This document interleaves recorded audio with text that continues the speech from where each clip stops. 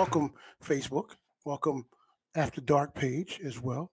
So we're going to get this thing going. It's that time. Welcome to After Dark with Shawn Cornelius. I am your host, the romantic funny man, Shawn Cornelius. And tonight, special guest. I've been trying to run this lady down for quite some, well, no, okay, I'm just fibbing. I just started doing the show. So anyway, but we've been friends for such a long time. And when I say friends and we go back.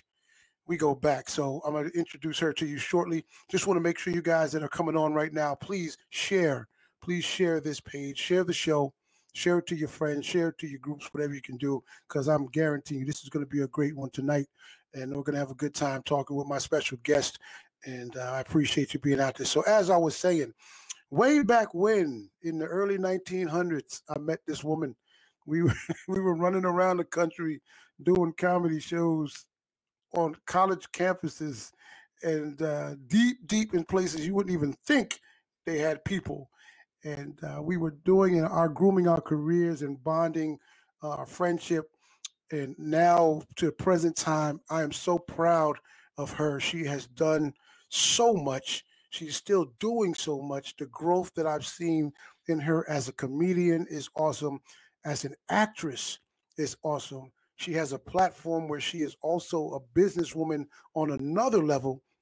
And will definitely talk to her about that. She's an all-around entertainer, a mommy. And I think that's her best job, being a mommy. And so we're going to sit and talk like we normally would do as friends, as comedy comrades, and people in this entertainment world. Ladies and gentlemen, please welcome my friend, the very talented Miss Coco Brown. Coco. Hey, how are you, darling? What's going on with you? Oh, my God, honey. Just trying to keep it together and not go crazy right now. Well, I think you're doing a good job so far. I haven't seen them wrap you up in that white jacket yet. Right, so far, it look good. Wow, it's so good. I'm so happy because I know you're so busy. I'm so glad that you were able to sit down with me tonight because it's been a minute since we've seen each other, but we keep up. We keep up with each other on social media and try to chime in, hey, how you doing every now and then on a phone call. Let's take it all the way back because I tell the truth when we're talking about this. We won't mention the actual company, but we did some college work together. Yes. that working with that listen, this was a business. We learned a lot. We worked a lot. You know, it helped. We learned business. With some good training, let me tell you. It definitely prepared me for the some of the shenanigans in Hollywood, that's for sure. Yeah, I bet. That's what I was gonna say. Like, that was just the beginnings of, and it probably did prepare you for a lot of things you deal with out there in Hollywood. So we worked for the Black Comedy Tour, and it was a college tour, and we did colleges, like I said, you'd have to fly, drive, then walk, get out and walk, catch a horse and buggy. Right. Let me tell you, I have been in some places in this country that I'm like, I knew I was never going to come again, so I took pictures. Wasn't it? Like the last time I think I remember we did a show together, it had to be Pennsylvania. It was in the backwoods of Pennsylvania somewhere at some school. I don't know if it was a spiritual college or something on that level, but it was a college way back in the woods. And now, you're still doing it. You're still doing stand-up. You're doing it well. I like that lady over your shoulder back there. That's the untired me. That's awesome. Beautiful. So, Coco, let's get into how long have you been doing just the stand-up comedy part? Then we'll get into the other stuff. 24 years. Okay. All right. I'm 27, 28. Okay. 24 years. And you're an OG of the game now. You've done now. That's how I'm always greeted now. OG. I'm like, really? Oh, you've done the BETs, the HBOs, the Showtimes, the stuff like that. Looking back at those times when we were doing those colleges and in the gym, basically the comedy gym to where you are now, how do you feel about those days and what you went through to where you are now? I look back on that sometimes when I think about how I would get in my car after working an 8-hour day, and I'd be in Virginia, and I would drive to New York. I would drive to Philly, Delaware, Baltimore, West Virginia, and I would go tell jokes and then literally drive back that night and be back at work 8 o'clock in the morning. And it was the best thing ever to me. I mean, I was running on pure adrenaline and excitement of being in this business. And honey, now, if a promoter act like he ain't gonna fly me in, I'd be like, but you've earned that. Right.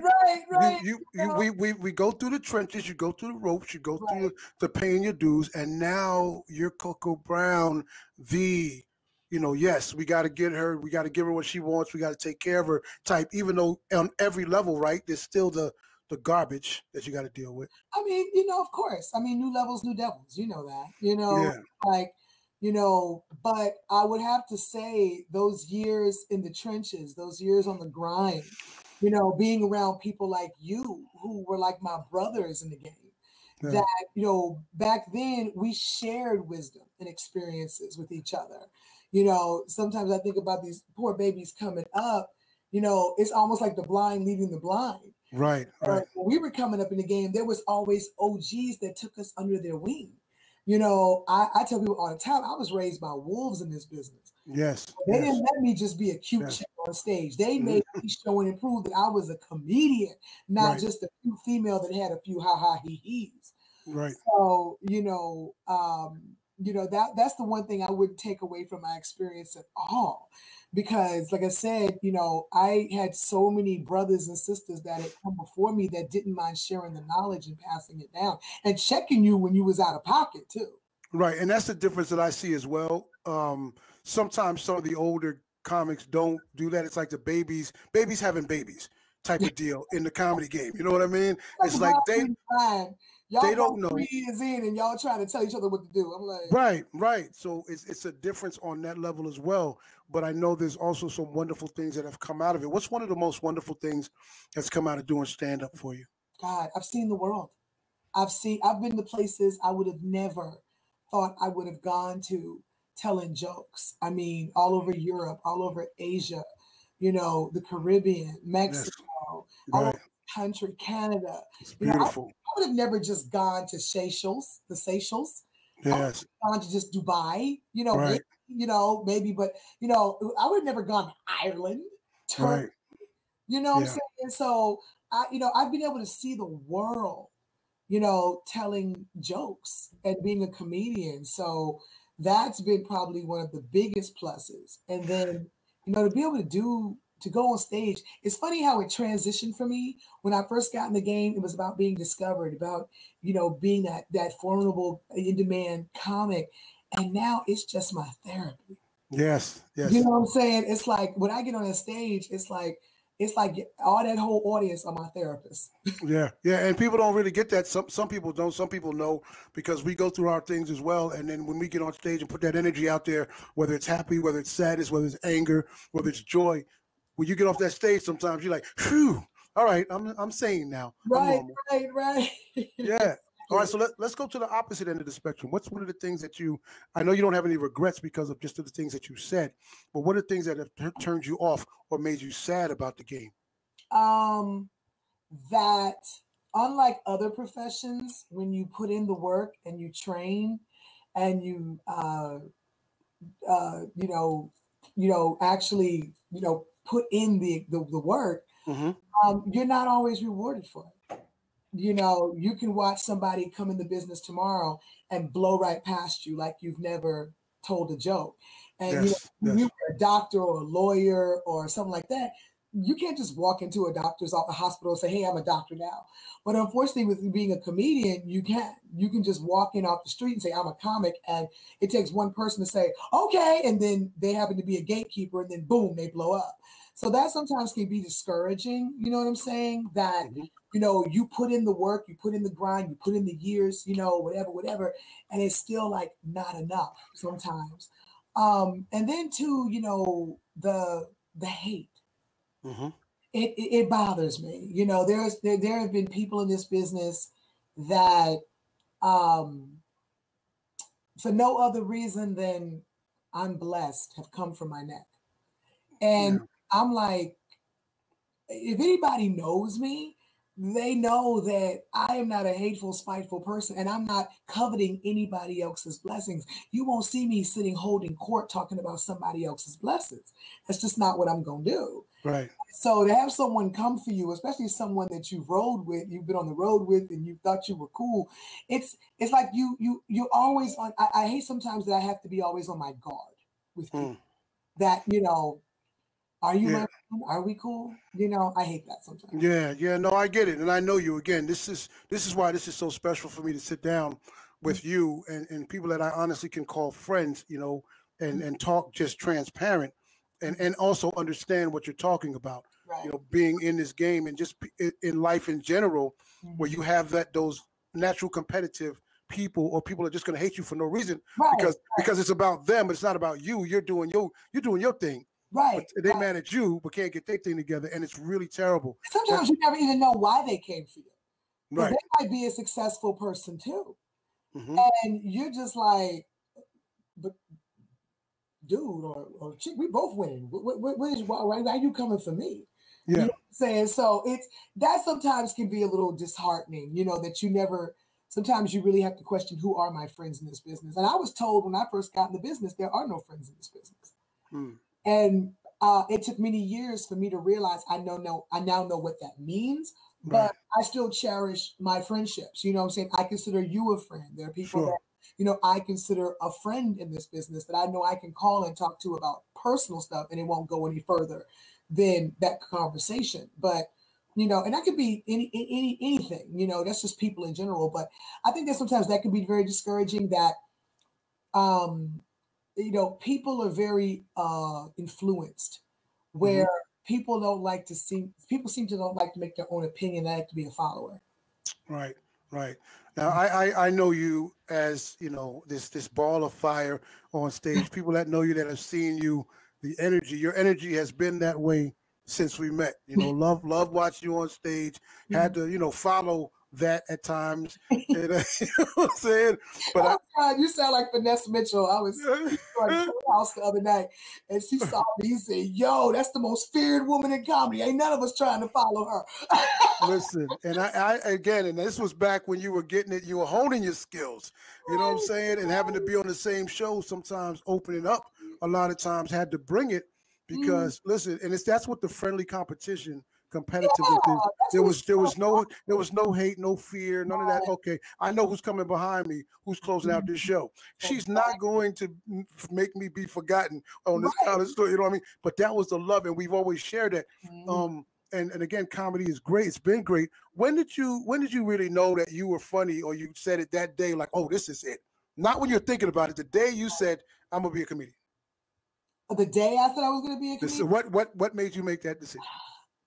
To be honest, it was boredom. It was boredom, and I was completely unfulfilled in that 3x5 cubicle at my job. You know what I'm saying? I was like, this is not me. You know, I was in a 3x5 cubicle going to a 9 to 5, and I just was like, this is not me. I feel like I'm suffocating here. And it took a friend of mine to see something in me that I knew in college, and he knew a comedian that owned a comedy club, and he was like, man, he had told him about me. I had no idea. And he was like, man, I knew this girl in college. She's my people. She's funny as hell. She kept us cracking up. And he said, bring her to the barbecue. I went to the barbecue not knowing I was being auditioned. And I was just me. And by the end of the night, I got invited down to the open mic. And I was like, wow, this is fun. And then when I realized I could kind of balance the two, I work during the day. I tell jokes at night, you know, whatever. Yeah. But I think the one thing that hit me when I said, oh, this is meant for me, was when I won DC Comedian of the Year. And I had found, you know how you found it when you had first started and you get that one signature bit? Yes. And I had gotten it. I had worked on it. And I got to give much credit to the late, great Darcel, the fat Dr. Bleshman. Oh, wow, yes. He took me under his wing very early on and taught me the game in all aspects. And that was that moment that I was like, wow, this is what I'm supposed to do. This is it. Oh, that's cool. I want to thank you really quickly. We got folks on Facebook and they're tuning in. You see the comments popping up on the screen. So you got a lot of love coming. Thank you. You know, it's awesome.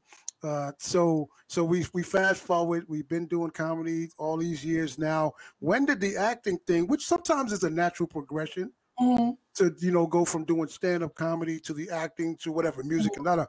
When did that become something for you? Because you got a little something going on with somebody that I think some of us know, Mr. Tyler Perry. When did that? I did for 6 years. Yeah. When did the acting thing start, and then how did the Tyler Perry connection come? Well, the thing is, I had been acting since I was 10. I was doing theater. My fifth grade teacher, Miss Marshall, I'll always give her credit for this. She made me the lead in a play in fifth grade that I guess put that fire in me. But I always kept it kind of on the back burner because kind of being raised so traditionally Southern, you know what I'm saying? I was in cotillions and I was a debutante, and stuff like that. You know what I'm saying? Okay. I was being prepared to be somebody's wife and mother. You know what I'm saying? I was supposed to go to college, meet a nice boy, and Right. go on and get married, have babies or whatever. So it was never anything that I thought I would do for a job, like it'd be my career. And for me, when I got into stand-up comedy, I was always a little actress. I think that's why I even created the moniker Coca Brown. It was my alter ego. It was my other personality, and I got to act. You know what I'm saying? So it wasn't foreign to me. And then meeting other people in the business, also meeting other actors. I was doing a couple of independent things. I had did an episode of The Wire that I got auditioning one day. I got a call from one of my actor friends like, "Hey, Pat Moran's looking for people for this club scene in The Wire." Ended up getting in part and ended up getting a line, which was great. Cool. So did some extra work. And then, I ended up doing Apollo. And when I did Apollo, when they had the comedy TKO, I ended up getting my management through them, which led to me going to LA, doing negotiations. And this is when they were still doing development deals. Right. And I was up for a development deal at one of the major networks. And so I moved to LA, which was the natural progression. And when I got to LA, my whole management company had disseminated, had fallen apart, which also meant my development deal had fallen apart. Dropped off too, right? So I'd always been a hustler. I mean, if you ask my brothers and my old roommate back in the day, I'd be in the room taking 2 VCRs and making like 10-minute clips of my stand-up to send to clubs with a resume and a cover letter. Sure, because I came from corporate, I didn't know any other thing. Right, yeah, right. And so messed around and did that, sent out a bunch of headshots and resumes to different agents and stuff. And ended up getting my agent, got my SAG card from a Capital One commercial with David Spade that never aired. And it was just a progression. And then the Tyler Perry thing happened, which was so funny. I had left one management company and I was kind of in limbo. And I ended up meeting my next agent at a comedy club in LA called the Comedy Union. And they were like, "We love you, we'd love to sign you." And I said, "Well, that's great. I'm kind of in between representation right now." So got with them. And then I had gone through this phase where I was like, I don't know if this is for me anymore. I actually went back to school and got my master's in education dead in the middle of my comedy career. Wow. Because I figured I could always be a teacher. And I like to teach. I think I'm a natural born educator. And so I remember sitting there one day, sending out resumes all over the country for teaching jobs because I was like, I'm going to walk away. This is not working, whatever. Right. And I used to just when you would get, audition notices, and I saw the audition notice for the Tyler Perry show. And when I saw the character, I said, "Oh my God!" At the time they were doing a complete spinoff of Why Did I Get Married? Right. And it was the role that Jill Scott played, Sheila. And I'm like, I could totally play that. So I called my new agent, told him about it. Come to find out, he was really cool with the president of Tyler Perry Studios. He made a phone call. I just happened to be going to Uptown Comedy Club the next weekend, got an audition at Tyler Perry Studios while I was there doing Uptown, and the rest is history. It's a beautiful thing, isn't it? It's a beautiful thing when you start seeing your path and your road kind of clear up for you. Now you did an awesome job in the movies. did an awesome job on the sitcom. I mean, that's your natural with that. So not even going to give you the question which one you like better. I come from theater as well. Yeah. From school, so I understand. Someone else, Monique, who will be a guest on the show soon as well, who says knows of you, is a theater person. Monique Williams from down there. She's in Georgia as well. Yeah. So you went from theater. I still love theater. Oh yeah, it's nothing like it. It's nothing like it. My producer Tyreek is a theater person and a writer and a producer director of theater. So you got the comedy stuff down, you got the film stuff down, the TV stuff going. Then here comes the real life relationship, marriage. I was married. Yes, I was married. Son, child. Son. How was that, managing all of that stuff? Because it seemed like everything was in a good space for you. Yeah. Yeah, you say what you want to say. I'm just, because from what obviously I follow with friends. How was that deal with the the career and now being the mommy and the wife and that thing? That's where I'm going. I'm not going deep. Well, yeah. I mean, I got married back in 2010, and thought it was going to last forever. I mean, my parents have been married 54 years. My brother's been married almost 15. My best friend's been married 25. I mean, I thought I was in for the long haul. Unfortunately, you can't be in a marriage by yourself. So it didn't work out. But I got the best part of that union, and that's my little boy upstairs, my beautiful 8-year-old. Exactly. And, I never thought I'd be a single mom. I didn't come from that. You know what I'm saying? Like I said, my parents are still married. And so, but I've always been the type of woman that if I'm sinking, you wouldn't know. And I'm also one to rise to the occasion. I mean, when I made the decision to leave my marriage, within a month, I had set up a new house, a nanny.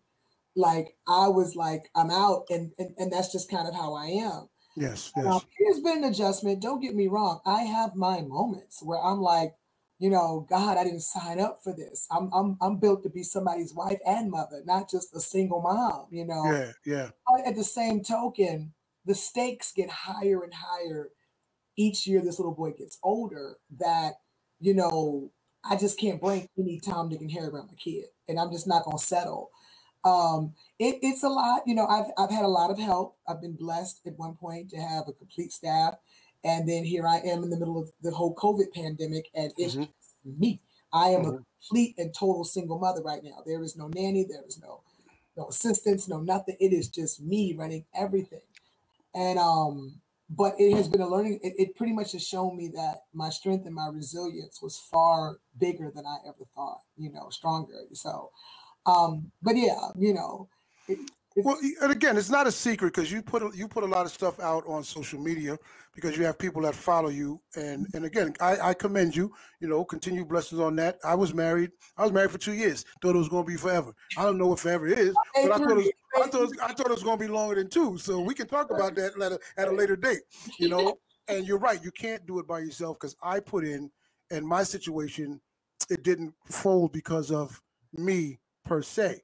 It was the other person who admits that to this day now. And it is. And I valued and understood marriage. I waited till I got to a point where I thought I knew I was ready. Me too. You know what I mean? And thought it was going to be for it. 38? Yeah, me too. Around the same age, 38, 39.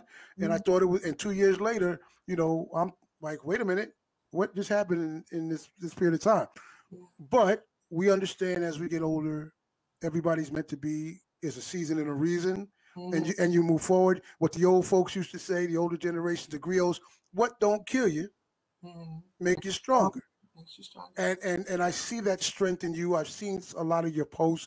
You continue to move. You've moved on, and you're doing a lot of things in your personal life. It's great to see the pictures of you and your son that you posted and things. And when I called you about this interview, you guys were together hanging out, doing something. You know what I mean?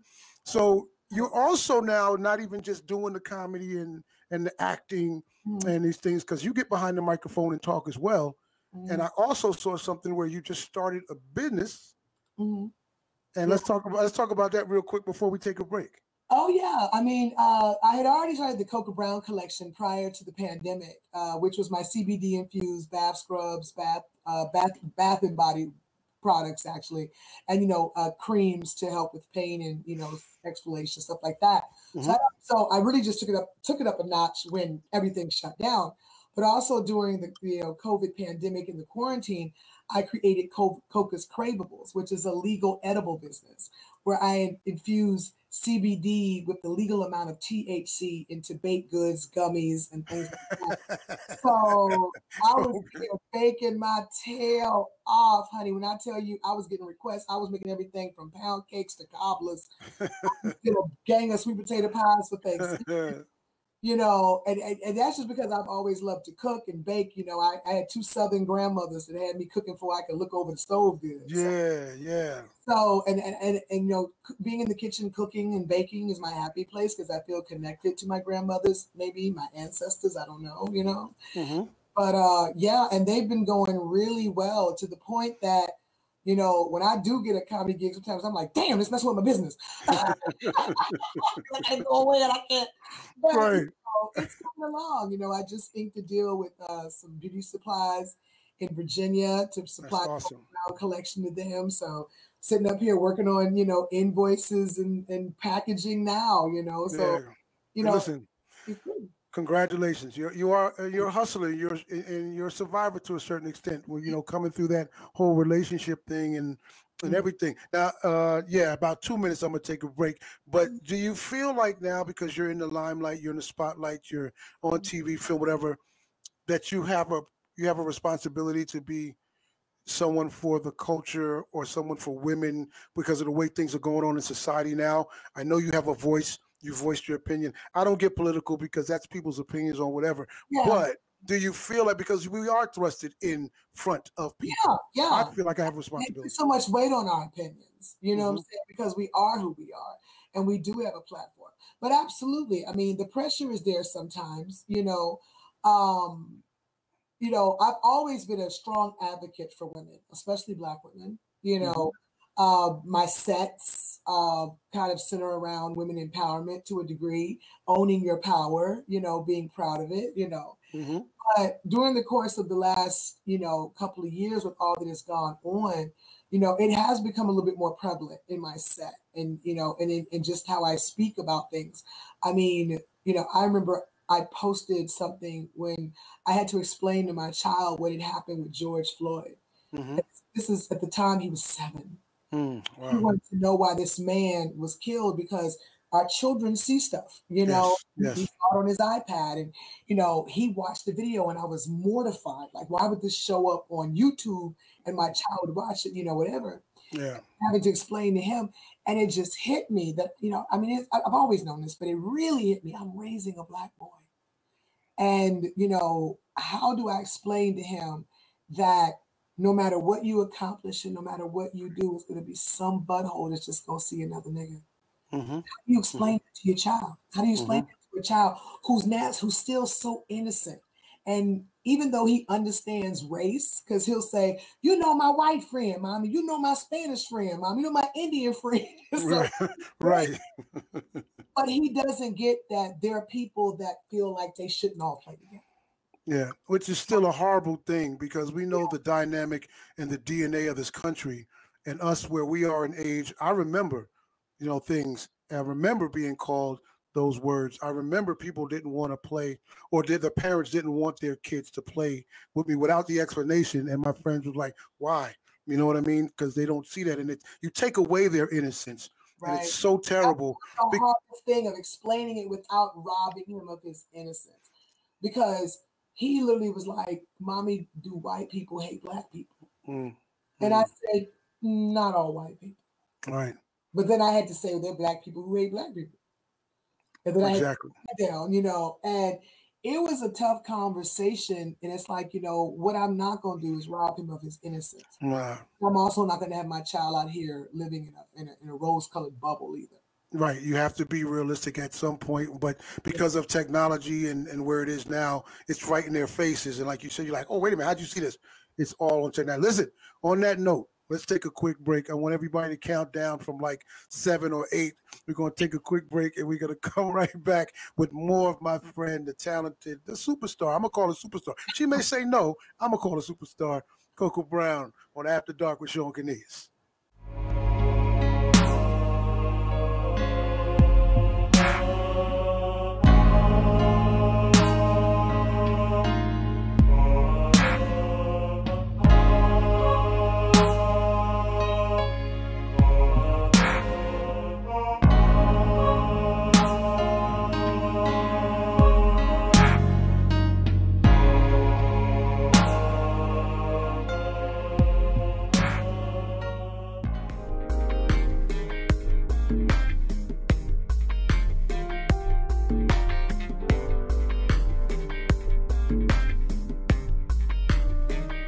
Love for me, baby.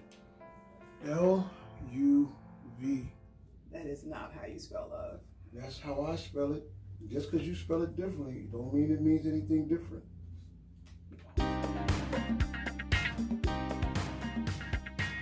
All right, y'all. Welcome back to After Dark with Shawn Cornelius. Still in the house, Coco Brown, Tyler Perry actress, comedian, and just all-around good person, good individual. Coco, now this is what we're going to do in the second half. Okay. We done talked about the business stuff. Yeah. We done talked about your goals on that level. Okay. We done talk. Now I put you on the romantic funny man's love seat. Oh God. Okay. This is where it's got to go down, Coco. Oh God. Okay. That sister standing behind you is ready for this segment. In that picture. So hopefully you ready with this too. Oh God. Oh God. All right. It's gonna be easy for you, I'm sure. Okay. All right, here we go. I put everybody through this. First question. What's your definition of love, and why is it important to you? God, what is my definition of love, and why is it important to me? Love, my definition of love is the feeling, love is the reflection of myself in someone else's soul. Whether it be romantic or otherwise. I see myself in my fans. I see myself in my child. I see myself in strangers who recognize me. So, and to me, it's all encompasses love. So when you can see your soul reflected in someone else's soul, there's a connection. I think that's love. Right. Why is it important to me? Yes. Because nobody wants to be alone. Technically, you need that connection. You need that. You need that connection. That's why soul ties are so important, and you have to be careful who you share your soul with. Right. No, totally. Yeah. Good one. Yeah, you're even proud of yourself with that answer, ain't you? I had to think for a minute. Nah, it's a beautiful situation. All right, so let's go to the next word. Romance. What is romance? What is your definition of romance, and why is it important to you? God, romance to me is the ability to make love without taking our clothes off. Hold on. Let me write that one down. Where's my pen? Girl, you got to write a book. Yeah, okay, I got you. That's beautiful. Yeah, and the thing is, I'm still a girl. I tell people this all the time, especially men that I meet. Don't get twisted by her, and don't get twisted that people ask for pictures with me, and don't get twisted because you may pull up and see my home, or she's a celebrity. I'm still a girl that just wants a boy to love her. Right. That's it. I'm just a girl. I'm still a girl that wants a boy to love her, to protect her, to make her feel like she matters to him. Beautiful. So when I think about romance and love kind of go hand in hand when it comes to that opposite sex. It's like, I want to feel special. I love flowers, and I love surprise gifts, and I love the occasional, that hand on the small of my back, or that kiss on the back of my neck for no damn reason. Right. Just because of her doesn't mean right. I'm still a girl that wants a boy to love her. That's it. Yeah, no, that's fantastic. That's awesome. That's so. And why is it important to you then? It's important to me because I was raised in love. I love to love. I love hard. I'm a true Libra. If I love you, I love you. Now don't get me wrong. You betray me, hurt me. Yeah. I will have a mental and emotional funeral for you, and it will be like you never existed. And if you speak to me, I'll say, I'm sorry, I don't talk to ghosts. Wow. So, No, but I if get I it. love you, I mean, I mean, like, and those those that know me, that know I love them, they feel my love. Sure. It's very tangible. I mean, my girlfriend is literally in my guest bedroom right now, recuperating from major surgery because I was like, I'll be damned, you in there by yourself, Right. and no one's to take care of you. I got 1,001 things going on right now. Sure. But I can imagine my girl being somewhere by herself, recuperating from surgery. That's my love. Right. I'm saying, so I picked with her today. I said, girl, I got 2 kids in the house right now. I'm good. So, but yeah, it's very important, because for me, I'm such a true, and I'm a romantic at heart. When I was going to ask you. love, I function so well. But when I feel unloved, I am a hot mess. Seriously. Well, listen, since you jumped ahead of me, which is beautiful, my next question. My next question was, on a scale of 1 to 10, how would you rate your romance? But you just answered it. It was cool. I'm a 10. That's beautiful, man. We can sense it, and I'm gonna put up a couple of of the comments. That's a beautiful thing. That's a beautiful thing. All right, so now let's go here. Let's change to second gear for a second. You know the conversation we're gonna have. Yeah. So tell me 3 things that turn you on about men. Oh God. 3 turn-ons. 3 turn-ons? 3 turn-ons. A man with a nice smile, a man that's articulate, and a man that's a man of his word. Oh, I'm good. If he can articulate himself in a way that shows me who he is, he can verbally express himself, even in anger. Yes. And I can't lie. A nice smile will get me. I love a man with a nice smile. Man, I'm sorry. You are not going to impress me driving a $100,000 car and it looks like you just put a lit firecracker in your mouth. Right. And then it's something about a man's integrity and character. Are you a man of your word? If you say you like me and you want to date me, then do it. Don't say that and then disappear for a month. Mm-hmm. Don't be inconsistent. I like a man of character and integrity in a man. That's very sexy to me. Okay, I got you. All right, cool. So that way you knocked out 3 quickly. Some people got to think about it. That was fantastic. No, so now, exactly what I want. Let's go to yes, I see that. I totally see it, and that's great though. To when you run into a woman who has that, who's ready for that, who knows herself, who knows what it's about, because then you can tell, like you just told clearly. And can I say a bonus thing? Sure, this is your interview. A man that can let his hair down and not take himself so seriously. Okay. One of the most sexiest things I saw recently. Okay. I was at a house party, and yes, we were practicing social distancing. That's very important. We did karaoke, and I saw Black men just being goofy. And having a great time doing karaoke, imitating everybody from Gerald Levert to Rick James to Teddy. And these brothers was just it was so refreshing to see a brother just say, I'm going to have fun, let my hair down, not take life so seriously, have some damn fun. And I know why you say that sometimes, because it is a stigma with us where it's like, oh, white people they just party and out there doing their thing, but we got to be we so refreshed, and these were all very extremely successful brothers. Cool. And to see that, it was just so refreshing and sexy to me.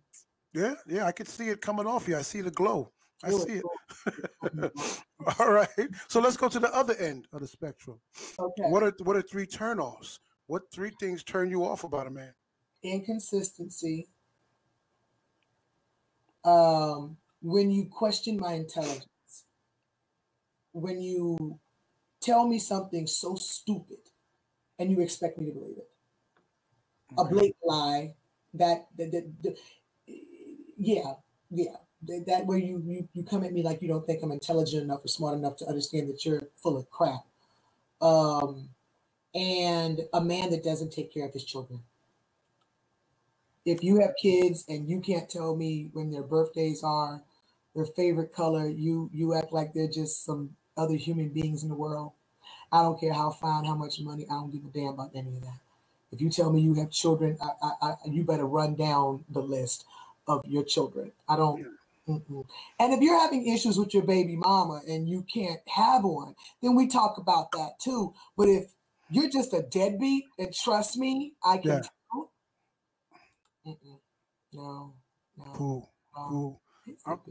All right, yeah. What up, CP Lacey? Thank you so much for joining the show and everybody else that's popping. If you guys got a question for Coco, please go ahead. This is the second segment, which is romance, love, intimacy.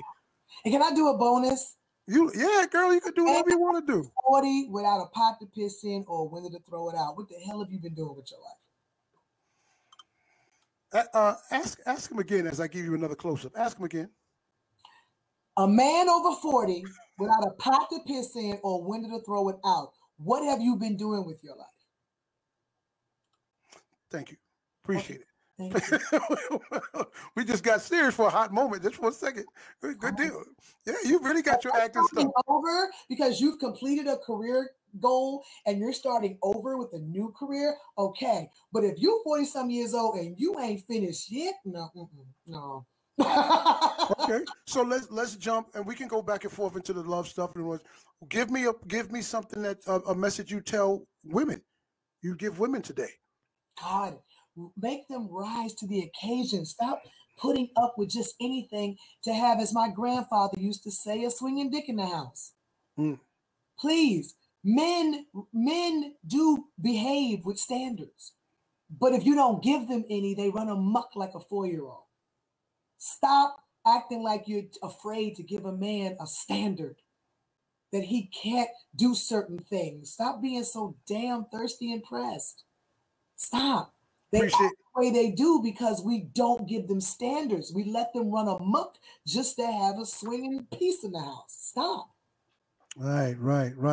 All right, so let's get a little sexy, Coco. Now you done jump. You done got my mental rise. My mental rise going on. My mental rise for the TV. Okay. Wow. Intimacy. Okay. We know it's important. Mm-hmm. We know it's got to be there. Yeah. What's you, and you give me a number from your percentage of how important you think intimacy is in a relationship. 10, and that's just not sex. Right. 10. Intimacy can be many things. It can be how we communicate. It could be how we can see each other from across the room at a party and we can have a full conversation with our eyes. Intimacy can be just me coming off the road and I just lay on your chest in silence. Intimacy can be you've had a rough day and you come home and I have your favorite Douce or Hennessy on ice waiting for you and I rub your shoulders. And I don't even ask you a bunch of questions. I just kiss your forehead and let you exhale. Intimacy can be so many things. So I think intimacy to me is a 10. It's just being in tune with your partner. Mm-hmm, mm-hmm. And which also could run into, it could be romance and love or intimacy. They're all cousins and brothers and sisters. They really are. That's why when people get stuck in this whole thing about, I've never been in love. Well, you probably have, but whatever your definition of it is, if you're going with just the regular basic Webster's definition, then you might not have felt that. But you got to figure out yourself first. Yeah. I mean, I've got intimacy that was better than sex, with someone because they took the time to get to know me and they got me. And they knew that sometimes all I needed was to crawl up in his arms and rub my head. Right. I need no answers, no advice. I just needed to feel protected. Right. You know what I'm saying? But I've also had the greatest sex I've ever had with someone that made me feel like a jump off. Right. Right. So where was the intimacy? So it's like, yeah. So intimacy to me is so much deeper and bigger sometimes than great sex. I mean, don't get me wrong. I don't want to be with somebody that doesn't satisfy me, but if I'm really into and you know how to tap into this without even taking my clothes off, that's different. That's deep. The taking the clothes off is a bonus, right? Right. That's a bonus. That's just my own mental. I'm just thinking Right. when you said that. I'm sorry. Anyway, there's a question that just popped up. I have a question. When you're in a strong relationship 5 years and more, how do you handle the fact that if they start to change to the point that it starts to get you upset? How are they changing? Yeah, and I could ask that because I can't assume. I don't know. How are they changing? How are they changing? yeah, Are they are they all of a sudden drinking? Did they gain weight? Are they lying? Like how are they changing? well, yes, Sean May. We get back to Coco and answer that question. Answer me that, and I can give you a better objective answer, sweetie. All right, so let's go here now. Okay. Tell me something that Coco Brown has done, because you said you're a romantic, 10 up, that you can share with us that shows your romantic level. An example of your romantic level. You said a lot of things, but give us something else a little bit extra. That I've done for a significant other that was romantic. Yeah, that you could share. Okay.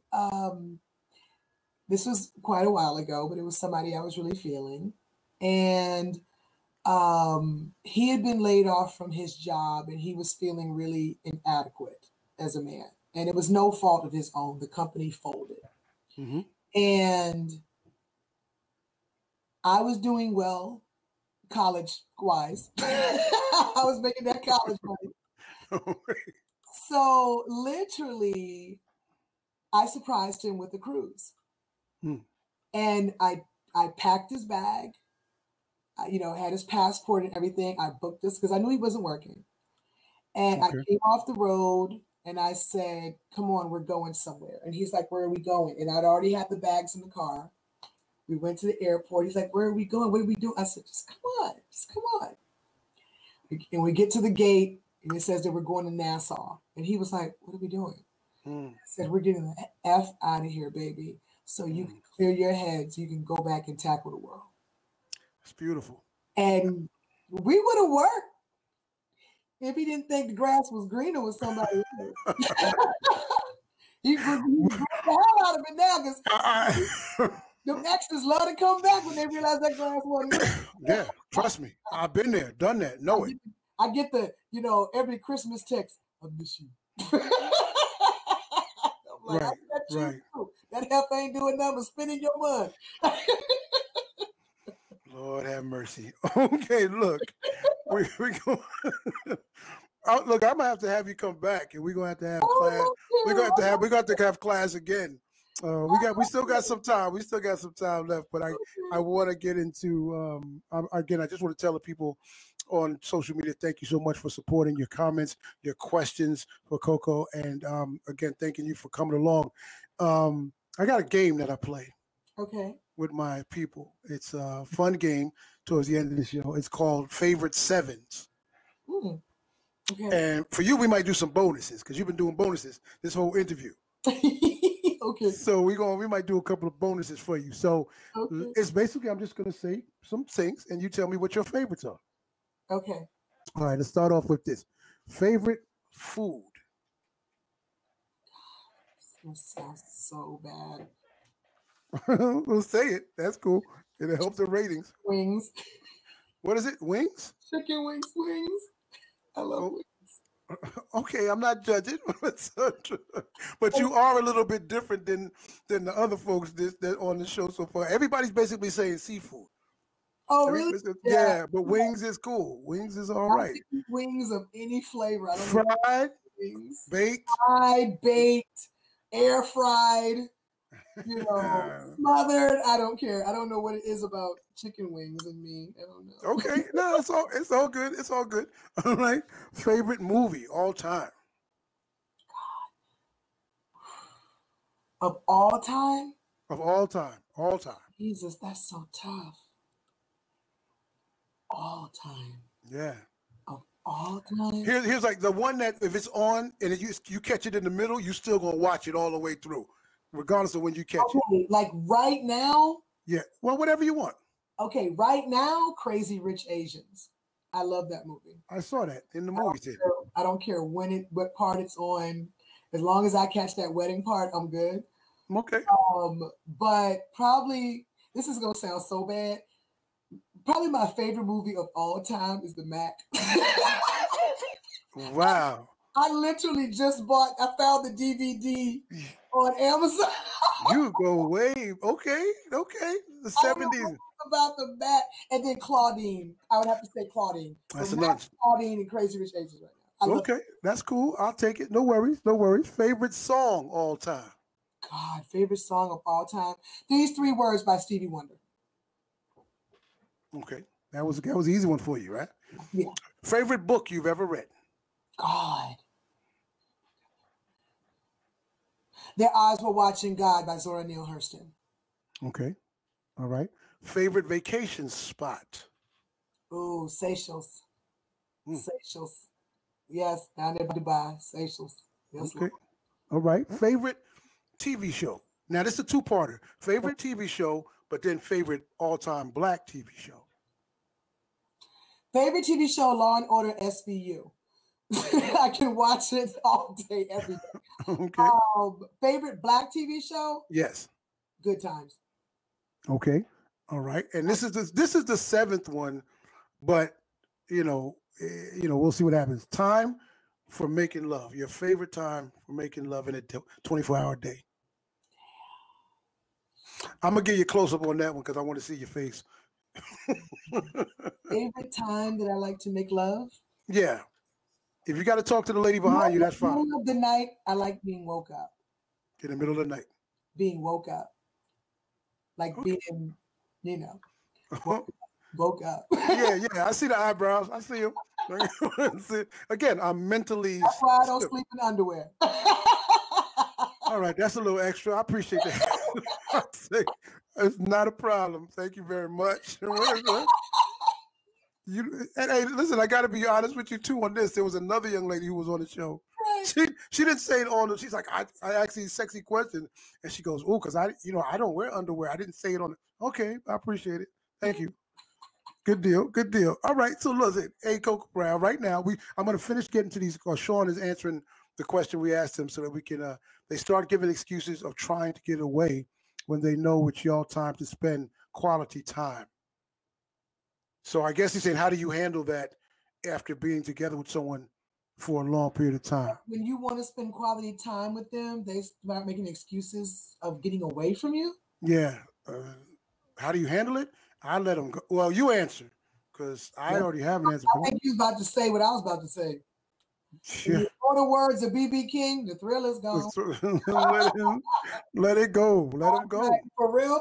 If they are giving excuses where they don't want to spend quality time with you, and that's becoming very consistent, they spending that time with somebody else. And you said so you know what's going on. If you know it, it's easy. It should be an easy answer. I got this one more question.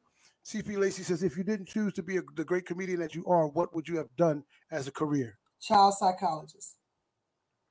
Cool. I would have got kids fixed so they wouldn't be jacked up adults. Beautiful.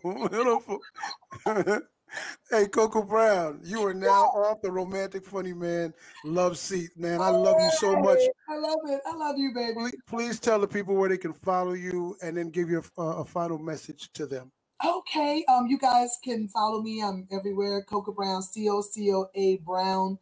I'm on, it's Coco Brown One Funny Mama, Instagram, Coco Brown 22 on Twitter. Or you can just follow me on Instagram, Coco Brown One Funny Mama, and my LinkedIn links you to everything Coco Brown. So yes, and can we please give a shout out to Tiny Debo? Yes.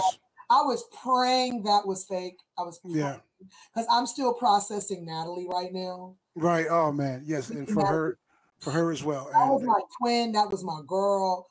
Yeah. And my audition buddy, because we always went out for the same stuff. And I'm just like, I'm still processing Natalie right now. And now this, I'm like, Jesus. Yeah. Yeah. You guys can find me. If you go to my Instagram, Coca Brown, One Funny Mama. That's COCOA Brown. Put in the letter O. You'll see me pop up with the blue check. Follow me. You hit the link tree in my bio, and it links you to everything Coca Brown. And if I had to say anything to everybody before I go, just wake up every day when you open your eyes and say, thank you, Lord, because a whole lot of folks ain't waking up tomorrow. That's the truth. That's the truth. And again, man, this has been great. I've been waiting for this for 2 weeks. No, you've been bugging me. Like, you remember, right? I was like, Shawn, I got it on my calendar. Well, you know what? I do that for everybody just as a reminder. I try not to bother folks, but because I know people are busy, and some people say, "Hey, man, make sure you remind me about it." And I'm like, "All right." I did tell you to remind me. But yes, you did say that. You did say that. Did. Yes, so now it's me bugging her. Now you see that, America?